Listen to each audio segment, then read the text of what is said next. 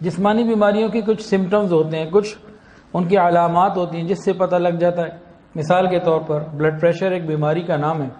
اس کی علامات کیا ہیں؟ بھئی کان سرخ ہونے لگیں گے یا چہرہ پھولنے لگے گا، سرخ ہونے لگے گا، اس طرح سے کچھ چیزیں محسوس ہوں گی تو ڈاکٹر بتائے گا بھئی علامات ہیں. پیشاب بار بار آ رہا ہے تو ڈاکٹر بتائے گا بھئی چیک کریں آپ کو شوگر کی بیماری نہ ہو.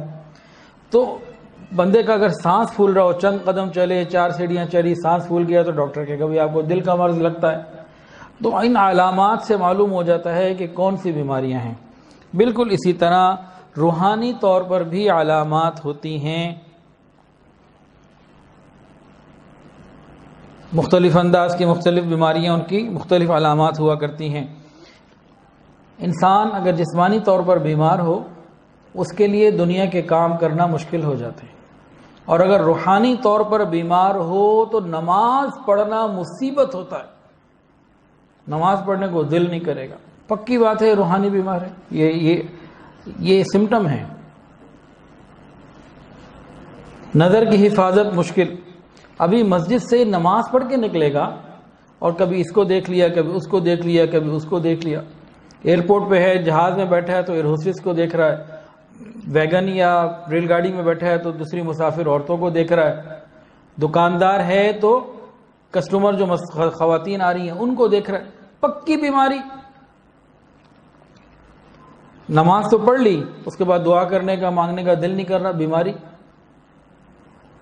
جس کو نماز کا شوق نہیں تو کنفرم ہو گیا اس کو بیماری ہے. اب انسان اس کو اپنے آپ کو بیماری نہ سمجھے، ریئلائز ہی نہ کرے تو موت ہی آنی ہے. روحانی طور پر موت ہی آنی ہے.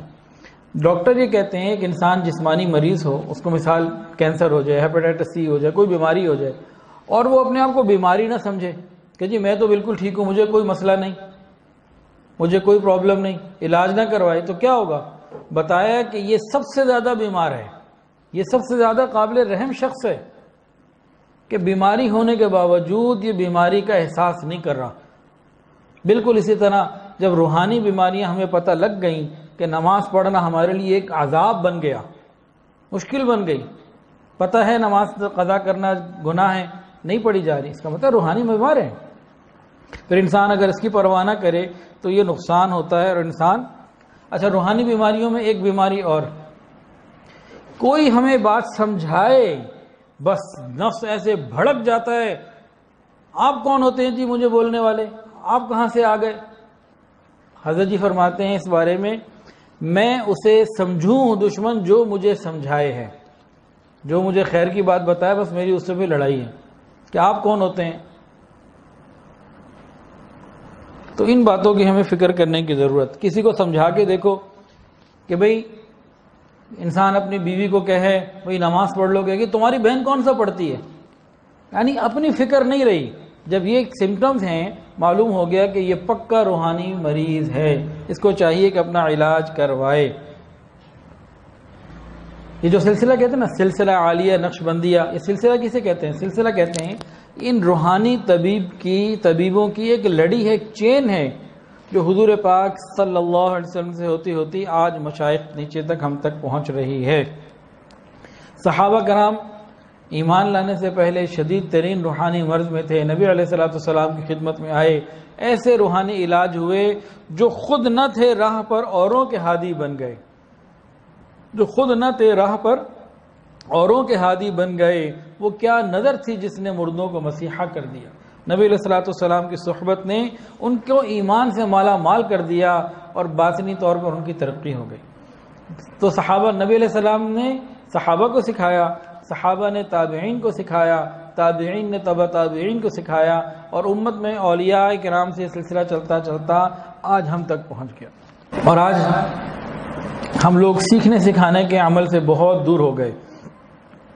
بھئی دنیا کے اندر کوئی بھی چیز بغیر سیکھے نہیں آتی. مجھے سائیکل کا ٹائر پنکچر لگانا نہیں آتا. آپ میں سے کسی کو آتا ہے؟ کتنے بیٹھے ہیں؟ کوئی بڑی بات ہے، کوئی راکٹ سائنس چاہیے اس کے لیے، کیا کرنا ہوتا ہے؟ کسی کو بھی نہیں آتا. کیوں کہ سیکھا نہیں. سائیکل کا ٹائر پنکچر لگانا ہو تو وہ بھی سیکھنا پڑتا ہے. تو خدا کے بندو دین بھی تو سیکھنا پڑتا ہے. دین سیکھنے کے لیے پھر علماء کے پاس، مشائخ کے پاس آنا پڑتا ہے. آج ہم جتنے بھی ہیں عام طور سے ایک بیماری ہے. ہم نے جتنا بھی دین سیکھا ہوا ہے یہ سب سنا سنایا ہے یا دیکھا دکھایا ہے. کسی کو نماز پڑھتے دیکھا، ماں کو، دادا کو، نانا کو، بس نماز شروع کر دی. وضو کرتے دیکھا، وضو شروع کر دیا.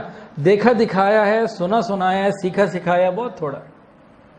بلکہ آج کل کے تو نوجوان انٹرنیٹ سے دین سیکھتے ہیں. تو دین تو سیکھنا چاہیے علماء سے، صلحاء سے، اللہ والوں سے.